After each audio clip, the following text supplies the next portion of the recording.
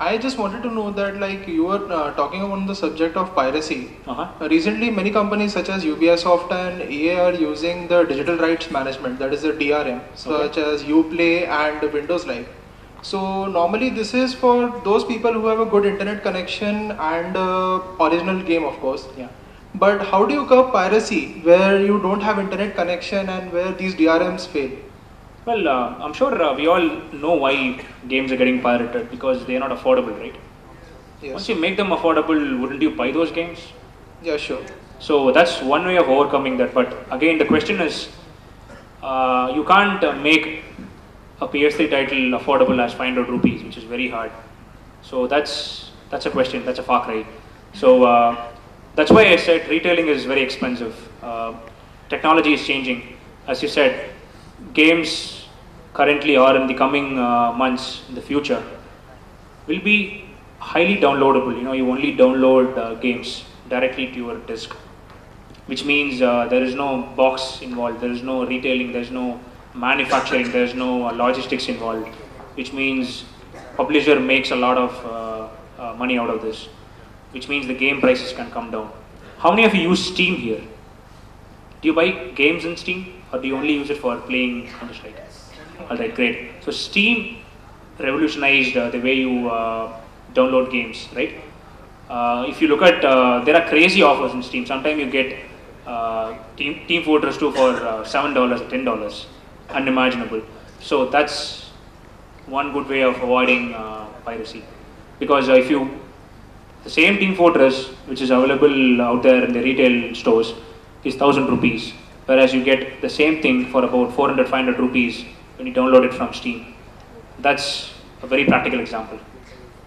Yeah, another question I just wanted to ask was that, like, in a few years back, like games like Halo and as well as like Crysis also, in the recent GDC of 2010, where they showcased the CryEngine 3, they were only focusing on PS3 and your Xbox 360 and the other consoles. But why is PC so much left out in all of this? If you look at Crysis, it's a game majorly focusing on PC. So people were literally pleading Crytek to get the game out on 360 and PS3, and their queries were answered actually. So I was there in the GDC last time. They were showcasing the stereoscopic gaming, 3D gaming basically. So they showed a level where you go underwater and everything was 3D and it was looking amazing. So that's one future for these games. So PC as a market is not left out. It's just that piracy is letting it down, but it's equally coming up. Consoles are always safe for a publisher, right? So you take 360 or PS3, it's a little more safe than the PC.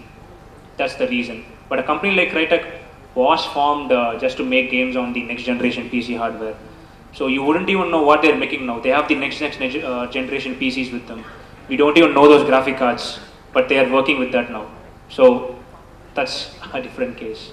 Thank you very much. Hello. Hi. Yeah, I wanted to ask, like, if you play a game, suppose the player plays a game, he sees the content is the good, the fun level is there, but it sees like he says it's compromised. Could have been better. I'm sure, like, you are a company, you work in a company. There are many art fields over there. The artist comes, the producer comes and says, okay, the graphics is not good, or some outsider comes. Of course, you make it first to show it to some retailers and all. You show it to them. They say, okay, no, the graphic is not good. You could have put more efforts on the graphics and all. So how do you come about with that problem and sort of thing? So graphics is, it's a two-tier process. Graphics is technology, basically. So when you say graphics, it's all about technology.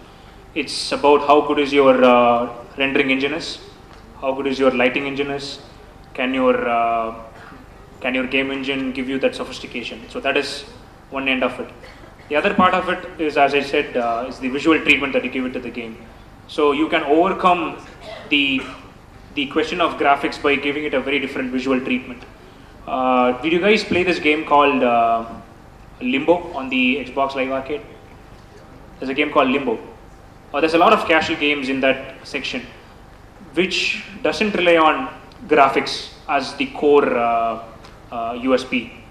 they rely on game design as the core USP. They make sure the game design is good, then they get the graphics. You guys still play 1.6. Do you think 1.6 has the great graphics? No. Then why do you play 1.6? No, the fun level is Design. It's the design basically. You keep playing the Dust 2 map all the day. You keep playing Inferno all the day. That's because the map is fun. There's nothing in Dust 2 except for boxes and walls. The design is good. It took them a lot of time to come up with a design like that. So graphics is always it's always a sort of a decorative element. But since we have technology like 360 and PS3, which is very powerful, it's quite easy to have stunning graphics. Look at Gran Turismo, it looks stunning. So it depends on what USP you want for the game. You cannot make a game win just by having great graphics. You played Dante's Inferno, right? No. It had great graphics, but the gameplay was a little let down. So it depends on what you want out of the game. Thank you. Yeah. So my Hi. who's going to speak? So my first question is regarding making a breakthrough in the gaming industry. As far as the art department and the programming department is concerned, it's pretty straight through. You need to do the courses and the technologies. What about the game testing line? How do you make a breakthrough? Because I know a lot of people who want to get into the industry, but either they can't afford it or they don't have the time to do the courses. So, are there any, I just want to know the way to make a breakthrough for some other game testing mainly. Great question. So, game testing is a great way to get into the industry. You don't really need to have, extraordinary qualifications to become a game tester. Obviously, you have to be a good gamer who understands games, who understands to a certain extent on how games are made. You can become a tester. So, at Game Shastra, we have a full-fledged testing team. So, you can very well apply for a testing job if you feel that you are good at testing. Testing has a lot of other sub-departments also. You do standards testing, you do compliance testing, you do regression testing, you do gameplay testing. So it depends on, it depends on what you want to do out of these. So there are, for example, in Game Shastra we have testers who specialize in first-person shooters. I just cannot beat them in Counter-Strike. They're so good. So that's the attitude you need to become a game tester. So once you get into the industry as a game tester, there's always a good opportunity to go to other domains also.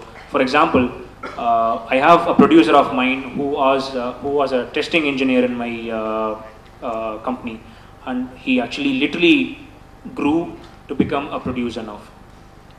So another example was a colleague of mine who was a QA engineer, now he's a programmer. So getting into QA is a very good idea of getting into the industry. If you feel that you don't have the expertise to become a game programmer, I'm sure you can try other options. So basically you don't need any particular qualification. If you're a hardcore gamer and you have basic knowledge of gaming, you can get into the testing line? Well, you obviously need the basic educational qualifications, but what I meant to say is you don't need to have extraordinary qualifications. Okay, my next question is... this is the last question. Okay. Is that it? Yeah. So I've got a question, like mostly in the United States, they got their sites or like Unreal Tournament, which viewers usually come over there and tell the designers that we want something new, like more fighting wise, like more lethal way of killing them, like example. I didn't get a question. Come on. Tell the technology people like we want something new in the game. Okay. Like we want better weapons or better fighting experience in it, or better levels also, like much tougher, like we can actually fight them. We want to have some hardcore feeling in it. Okay. That we don't have a feeling like there in India. Like, do we have any sites also? So you mean to say why aren't we developing those games in India? Feedback as to what? Like the game, whenever any game comes out, the gamers who usually play those games, they tell them that to the artists that we want something new in it. Like in Gears of War 3, you can say that they've added some new villains, like the mutated ones of the Locust, like that. So I mean, what usually happens is you have great communities for these, fanboys of all these games, following these games. Usually these companies somehow rely on communities. Companies like Valve or Epic Games, for example, they have a very close touch to the community. Some of the ideas that you see in the game are actually from the community. So they have that sort of a relationship with these community. So you never know, the character that you see in the upcoming Gears 3 could have been an idea of a member of the community. So they actually take those ideas. They do a lot of external focus group. So they bring those people, they talk to them, understand what they want out of these games, which is a great way to make games actually. So you understand the pulse of the audience, accordingly make a game out of it. So and one more, like EA for Sims 2, they actually asked some peoples, like they were actually hacking and making some new designs, like new clothings, new furnitures, and also. You should reserve this question to the next session. So I'm sure Jeff will be happy to answer that. Thank you, Mr. Vijay Raghavan. It All right, was thank you. indeed a pleasure to have you on stage. Thank you, everyone.